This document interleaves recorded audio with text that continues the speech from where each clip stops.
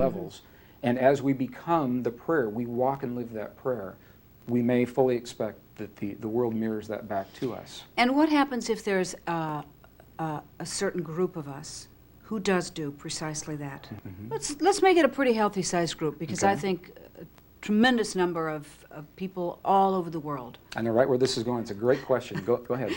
Are trying to fill the holes in our souls. Yes. So what if a group of us does that, lives this life you're talking about, and then there's another group out there that doesn't? Okay.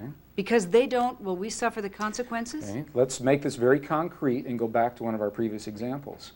November 13th, 1998, a vast majority of military thinking chose to go into an armed conflict in Iraq. Yes. And a few 100,000 people in 75 countries. We don't know precisely the number. We know how many web hits there were. We don't know how many people were at each computer. So there were several 100,000 web hits. We're holding the thought, feeling, and emotion. We're coming from the place. We're holding this prayer.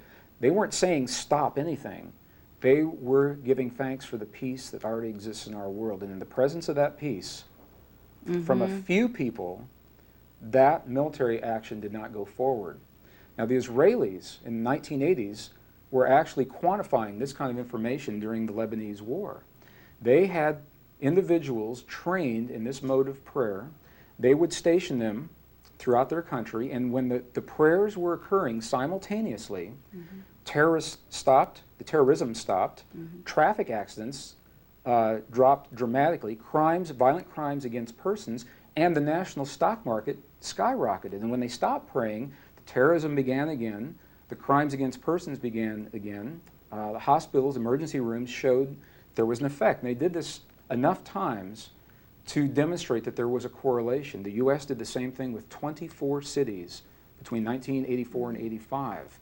And what they found was this, that there is a mathematical correlation. So I'll give you the numbers and then we'll make it a little more concrete. When the square root of 1/10 of 1% of a given population becomes this mode of prayer, that is when we begin to feel the effect. And we're not mathematicians here, so what that means is for a city of 1 million people, when as few as 100 people out of that 1 million people, when they become this mode of prayer, that's when we begin to feel the effects. In a world population, a global population of approximately 8 billion or so people, it means that we begin to feel the effects. Obviously, the more people are doing it, the better.